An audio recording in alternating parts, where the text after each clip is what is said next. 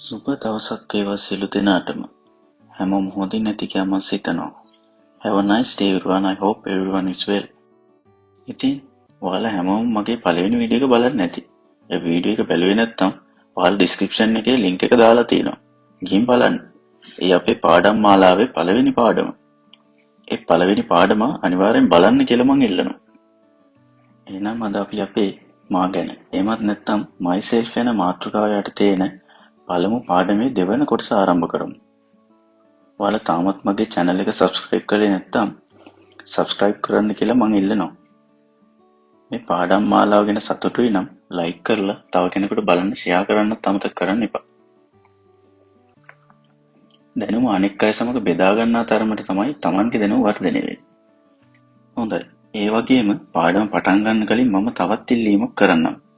ඒ තමයි මන් දෙන මේ ඉංග්‍රීසි වාක්‍ය හොඳින් පාඩම් කරන්න. ඒ වගේම වචන, ඒ වාක්‍ය රටාව අවබෝධ කරගන්න. ඉංග්‍රීසි අමාරු නෑ යාළුවනේ. හරිම ලේසි භාෂාවක්. So, let's start the lesson. එහෙනම් අපි පාඩම පටන් ගනිමු. අපි කලින් පාඩමේ නම, වයස අහන හැටි ඉගෙන ගත්තානේ. අද පාඩමෙන් ඉගෙන ගනිමු ලිපිනේ දුරකථන අංකයේ තව කෙනෙකුගෙන් ඉල්ලන ආකාරය සහ ඒ වගේ ඉල්ලුවොත් අපි ඒකට උත්තර දෙන ආකාරය. මේ බලන්න. Look at this. කොහොමද කියන්නේ? Look at this. හොඳයි. මේ බලන්න. Address. මොකක්ද address එකක් කියන්නේ? An address is the details of where somebody live or works. It usually has the house number and the street, lane or village name. හොඳයි. මොකක්ද ඒ කියන්නේ? ලිපිනයක් යනු යමෙකු ජීවත් වන එහෙමත් නැතිනම් රැකියාව කරන ස්ථානය පිළිබඳ විස්තරය. ඒ සාමාන්‍යයෙන් නිවසේ හෝ රැකියා ස්ථානයේ ගොඩනැගිලි අංකය, වීථියේ නම, පටුපාරේ නම, ගමේ හෝ නගරයේ නම ඇතුළත් වෙනවා. හොඳයි. ඇඩ්‍රස් එකක් කියන්නේ මොකක්ද කියලා ඔයාලා ඉගෙන ගත්තනේ. අපි දැන් උදාහරණ වලට යමු. Look at these examples. හොඳයි. ඔයා කොහොමද තව කෙනෙක්ගෙන් ඔයාගේ ගෙදර ලිපිනේ මොකක්ද? එහෙම නැත්නම් ඔයාගේ work place වැඩ කරන තැන ලිපිනේ මොකක්ද කියලා අහන්නේ කොහොමද? අපිට මේ ප්‍රශ්නේ නැත්නම් question එක මෙන්න මේ විදිහට අහන්න පුළුවන්. Look at this. What is your address? What is your address? What is your address? What is your address? එහෙම නැත්නම් What's your address? What's your address? What's your address? P. ගෙදර ලිපිනේ කියලා හුවොත්. What is your home address? What is your home address? What is your home address? අපි එක කෙටි කරොත් What's your home address? What's your home address? What's your home address? හොඳයි. ඒ වගේම අපි ඔයාගේ රැකියා ස්ථානයේ ජොබ් එක කරන තැන ඇඩ්‍රස් එක ඇහුවොත් ගන්න මෙන්න මෙහෙම. What's your workplace address? Workplace කියන රැකියා ස්ථානයට What's your workplace address? What's your workplace address? What's your workplace address? Good.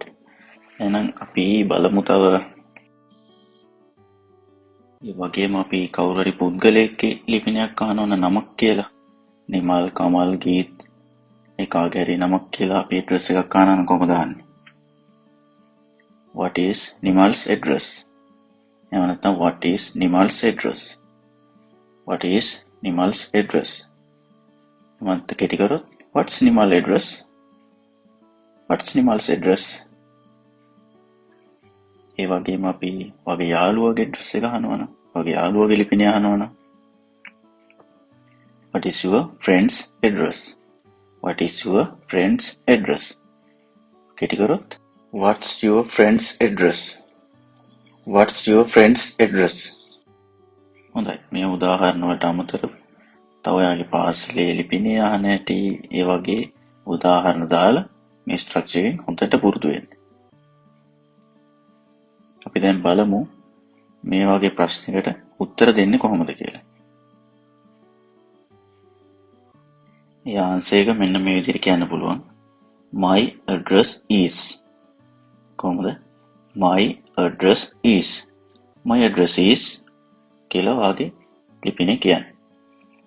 ඒ වගේම it is කියලා කියන්නත් පුළුවන්. ඩිස්කෂන් එකක් කරන අතරතුරේ කවුරු හරි කෙනෙක් හරි ඉන්ටර්විව් එකකදී වාගේ ඇහුවොත් වාගේ ලිපිනේ මොකක්ද කියලා it is එහෙම නැත්නම් it's කියලා වාගේ ලිපිනේ කියන්න පුළුවන්.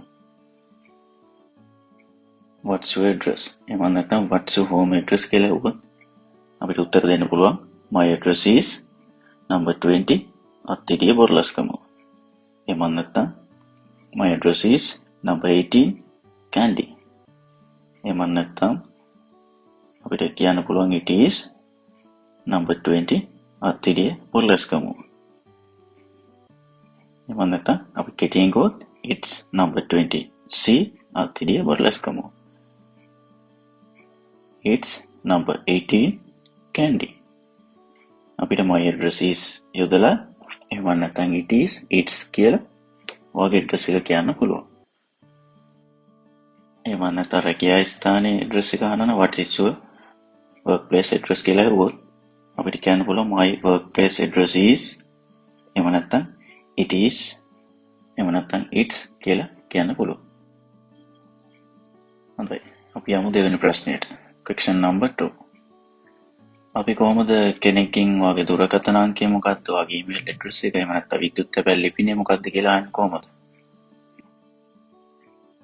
බලන්න මේ උදාහරණ. Look at these examples. What is your telephone number? මොකක්ද ඒ කියන්නේ? ඔයාගේ දුරකථන අංකය මොකක්ද?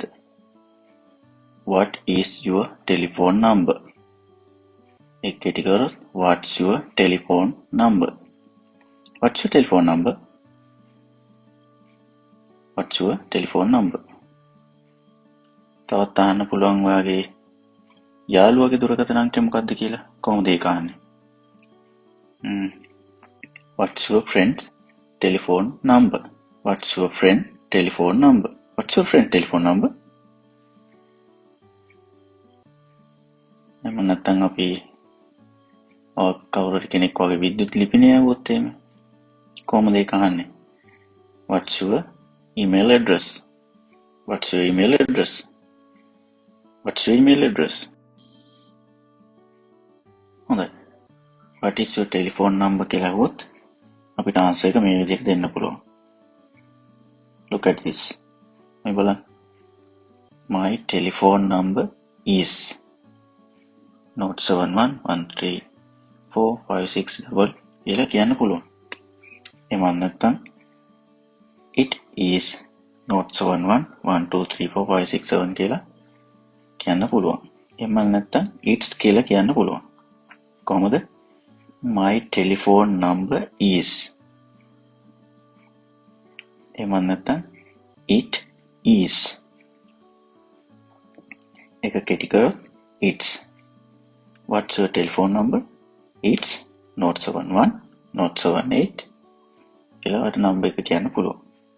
එහෙම නැත්නම් my telephone number is 078-071-123456 කියලා ඔයාට ආන්සර් එක දෙන්න පුළුවන්. ඒ වගේම what's your email address කියලා ඇහුවොත් my email address is එහෙම නැත්නම් it is එහෙම නැත්නම් it's කියලා කියන්න පුළුවන්. ඔයාලට මේ විදිහට උදාහරණ තව යොදලා ගොඩාක් එක්සැම්පල් හදාගන්න පුළුවන්.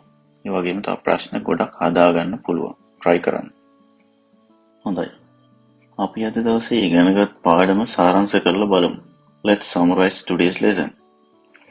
මේ ප්‍රශ්න වලට ඔයාලගේ විස්තර යොදලා උත්තර දෙන්න. ඒ වගේම මාත් එක්ක වාක්‍ය උච්චාරණය කරන්න. Question number 1. What's your address? What's your address? My address is. My address is. It is. It's. Alright. Number 2. What's your telephone number? What's your telephone number? What's your telephone number? My telephone number is. My telephone number is. එම නැත්නම් it is, it's. හොඳයි. එහෙමනම් මේ වාක්‍ය හොඳින් පුරුදු වෙන්න. මේවා ඔයාලගේ ජීවිතේ කොටසක් කරගන්න. සිංහලෙන් වාක්‍ය හිතනවා වගේම ඉංග්‍රීසියෙන් හිතන්න පටන් ගන්න. මතක තියාගන්න හැම දෙයක්ම හොඳින් ප්‍රැක්ටිස් කරන්න. එහෙනම් අපි ඊළඟ වීඩියෝ එකෙන් හම්බෙමු. See you in the next video. Goodbye.